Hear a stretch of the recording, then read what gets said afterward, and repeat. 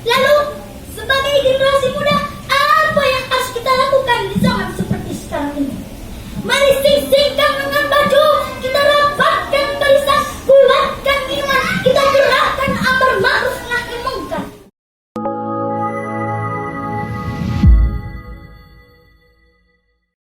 Jangan kawan-kawannya lagi galau. Biar tambah semangat, yuk kita salawat. Ya Nabi salam alaika, ya Rasul salam alaika, ya Habib salam alaika, salawatullah alaika. Wahai pemuda-pemudi Lubuk Linggau, calon pemimpin masa depan, jika dirimu sedang galau, ambil wudu, baca Al-Quran.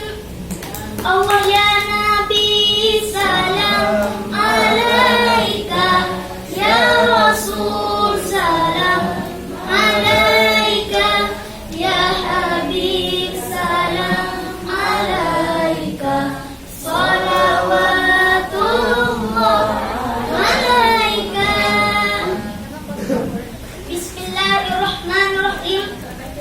Assalamualaikum warahmatullahi wabarakatuh. Waalaikumsalam warahmatullahi wabarakatuh. Innal hamdalillah nahmaduhu wa nasta'inuhu wa nastaghfiruh wa na'udzu billahi min shururi anfusina wa min sayyiati a'malina. Man yahdihillahu fala mudilla lahu wa man yudlil fala hadiya lahu. Ashhadu an la ilaha illallah wa ashhadu anna Muhammadan abduhu wa rasuluh la nabiyya ba'd. Yang terhormat Dewan Juri, bapak-bapak, ibu-ibu, serta teman-temanku seperjuangan.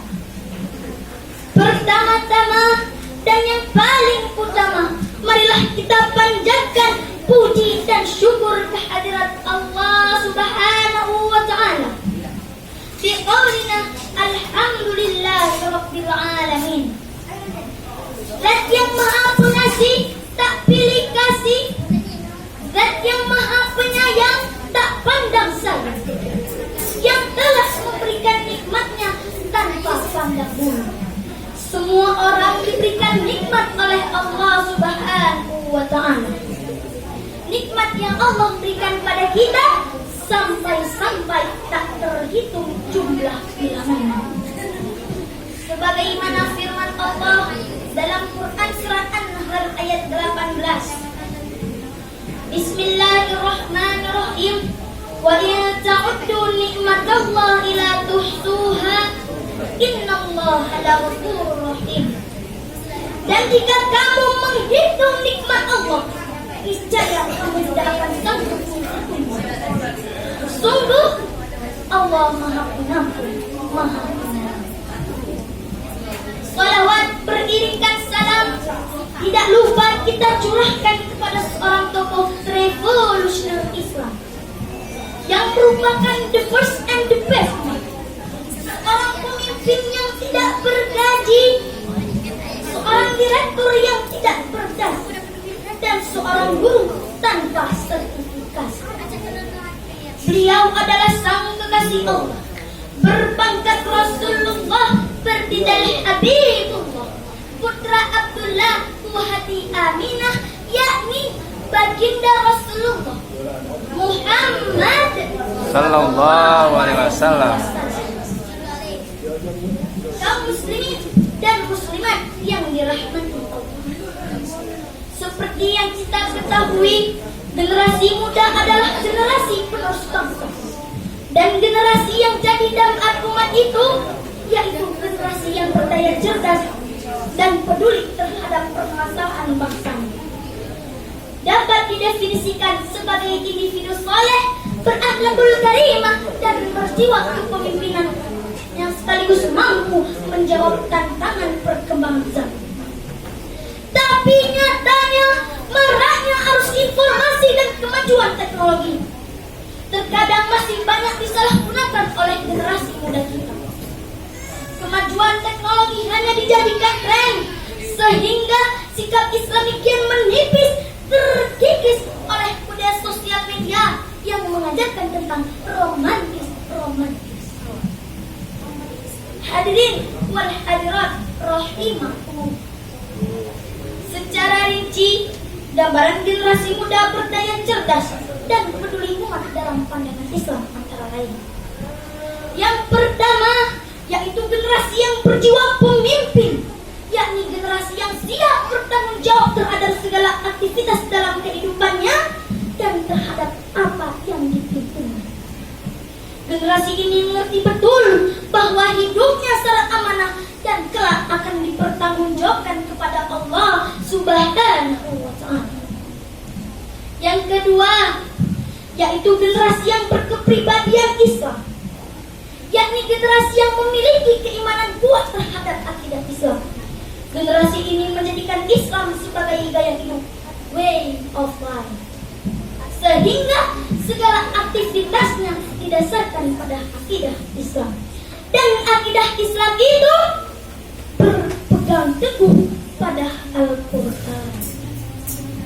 Namun dewasa ini masih banyak para pemuda yang hanya menjadikan Al-Quran sebagai pajangan, sebagai pelengkap isi rumah, bahkan mungkin sampai berdebu saking lamanya tak terjamah. Padahal kalau generasi mudanya rajin baca Al-Quran, bahkan sampai menghafalnya, saya jamin pasti lebih keren. Setuju? Yo.